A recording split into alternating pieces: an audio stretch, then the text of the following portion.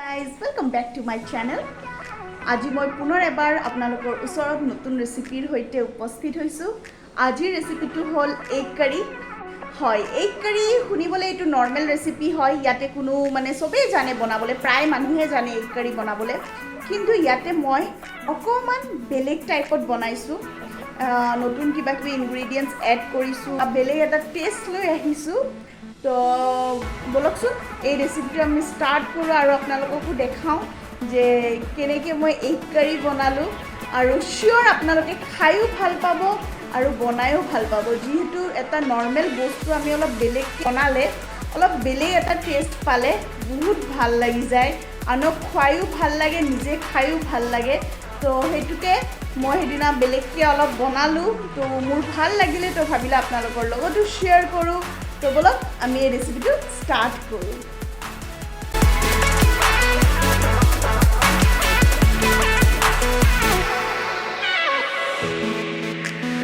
Egg কাৰী বনাবলৈ মই লৈ লৈছোঁ দুটা পিঁয়াজ, এনেকৈ ডাঙৰকৈ কাটি লৈছোঁ, দুটা জলকীয়া, নহৰু, আদা, অকণমান মগজ আৰু 5-6টা কাজু আৰু এটা বিলাহী। এইখিনি মই এতিয়া বইল কৰিম। গৰম পানী হ'বলৈ দিছোঁ মই। গৰম পানী গৰম হৈছে। এতিয়া মই বস্তুখিনি দি লৈছোঁ চবখিনি, আৰু নিমখ এচামুচ দি কেনে এইখিনি 5 মিনিটৰ কাৰণে উতলিব দিম। আনফালে ডালচিনি আৰু 4টা ইলাইচি, এইখিনি মোৰ হোৱাৰ পিছত গেছ অফ কৰাৰ পিছত মই এইখিনি দি দিম।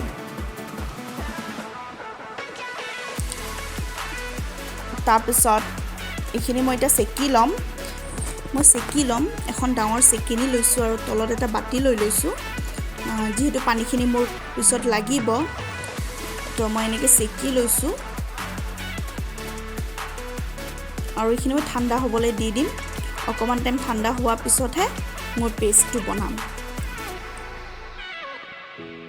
এয়া পানীখিনি ইয়াতে হৈ গৈছে। এইখিনি পানী মই পাছত ইউজ কৰিম। আৰু এতিয়া বেলেগ ফালে যাওঁ। কণীবোৰ মই এনেকৈ 4ফাল অকণমানকৈ চাৰু চাইডে কাটি দিম। চবখিনি কণী মই 4টা কণী লৈছোঁ, এনেকৈ কাটি দিম। আৰু এটা পিঁয়াজ মই এনেকৈ সৰুকৈ কাটি লৈছোঁ। কেৰাহী বহাই দিছোঁ, তেল দি দিম। ইয়াতে ৰিফাইন তেল ইউজ কৰিছোঁ মই। তেল গৰম হৈছে। এতিয়া মই কণীবোৰ ফ্ৰাই কৰি ল'ম। কণী ফ্ৰাই হৈ গৈছে, গৰম হৈছে। এতিয়া মই আপোনাৰ এটা তেজপাত দি দিম। তেজপাতটো অকণমান কালাৰ চেঞ্জ হোৱাৰ পিছত পিঁয়াজখিনি মই ইয়াত দি দিম, সৰু সৰুকৈ কাটি থোৱা পিঁয়াজখিনি। আৰু এইখিনি মই ডাৰ্ক ব্ৰাউন হোৱালৈকে ফ্ৰাই কৰিম। এইখিনি হোৱালৈকে মই পেষ্টখিনিও বনাই লওঁ।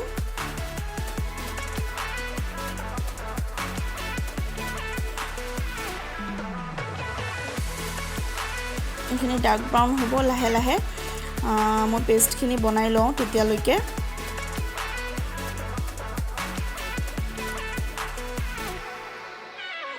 এয়া ডাৰ্ক ব্ৰাউন হৈ গ'ল, পেষ্টখিনিও হৈ গ'ল, আৰু পেষ্টখিনি মই ইয়াতে দি দিছোঁ। এতিয়া পেষ্টখিনিৰ লগত ধুনীয়াকৈ মই এইখিনি ফ্ৰাই কৰিম। এইখিনি ফ্ৰাই তেতিয়ালৈকে কৰিব লাগিব যেতিয়ালৈকে ইয়াৰে কালাৰ চেঞ্জ নহয় আৰু ওপৰত তেল উঠি নাহে। বেছি টাইম নালাগে, যিহেতু আমি বইল কৰি লৈছোঁ। ইয়াৰে গোন্ধটো অলৰেডি গুচিয়ে গৈছে। জাষ্ট ইয়াতে এটা ধুনীয়া কালাৰ আহিবৰ কাৰণে এইটো মই ভালকৈ অলপ ফ্ৰাই কৰি ল'ম। এনেকৈ অকণমানকৈ মই ফ্ৰাই কৰি থাকিম ল' ষ্টিমত।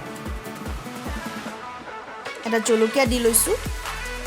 জলকীয়া আপোনালোকৰ মৰ্জি যিমান দিব পাৰে। অকণমান চেনি দি লৈছোঁ, আধা চামুচ, আৰু এইখিনি মিক্স কৰি ল'ম। 5 মিনিট বা 8 মিনিট পিছত এইটো কালাৰ আহিছে। ইয়াত মই অকণমান পানী দি লৈছোঁ, যিহেতু ভাজি হৈছে। তো ইয়াত মই অকণমানকৈ এনেকৈ পানী দি মই এইখিনি ভাজিম।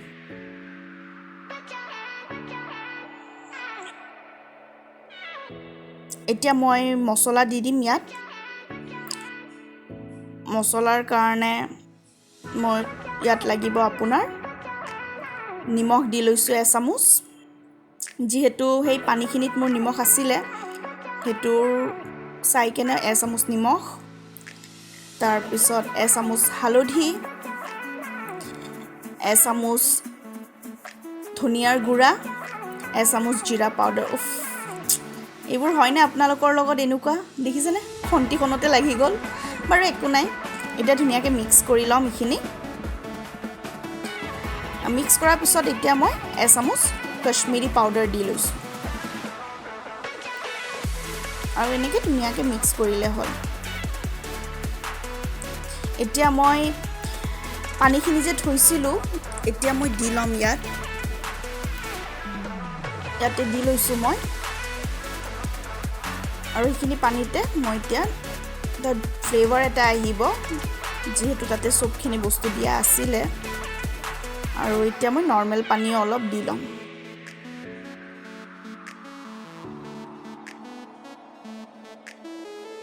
এতিয়া লাহে লাহে তেল উঠা আৰম্ভ হ'ব আপোনাৰ, যিহেতু এইটো ভালকৈ ফ্ৰাই হৈ গৈছে। এতিয়া কণীবোৰ দি দিম মই ইয়াত। কণীবোৰ মই ফ্ৰাই কৰি লোৱা হৈছিলে অকণমান নিমখ দি কেনে।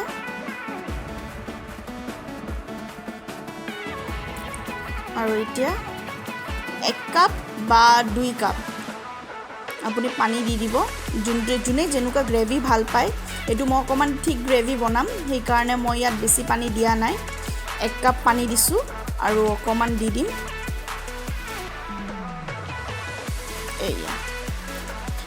এইখিনিয়ে হ'ব। এয়া আপোনাৰ 5 মিনিট পিছত প্ৰায় হৈছে। এতিয়া মই আমুল ক্ৰীম দি লৈছোঁ। আমুল ক্ৰীম প্ৰায় 1.5 চামুচ দিছোঁ মই ইয়াত, সৰু চামুচেৰে 1.5 চামুচ দিছোঁ। আৰু এইখিনি মই এতিয়া ধুনীয়াকৈ মিক্স কৰি ল'ম। এতিয়া চাবচোন কালাৰটো ইমান ধুনীয়া এটা কালাৰ আহিব।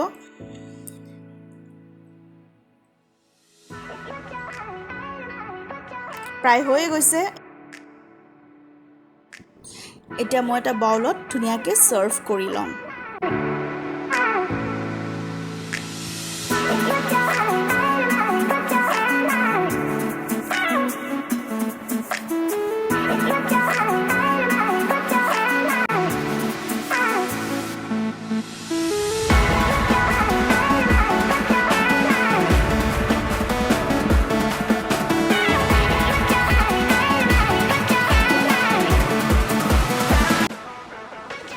দেখিলেনে অলপ বেলেগকৈ বনাইছোঁ, সেইকাৰণে টেষ্টটো বেলেগ আহিছে, দেখাটো বেলেগ লাগিছে আৰু খাবলৈও বহুত ভাল হৈছিলে।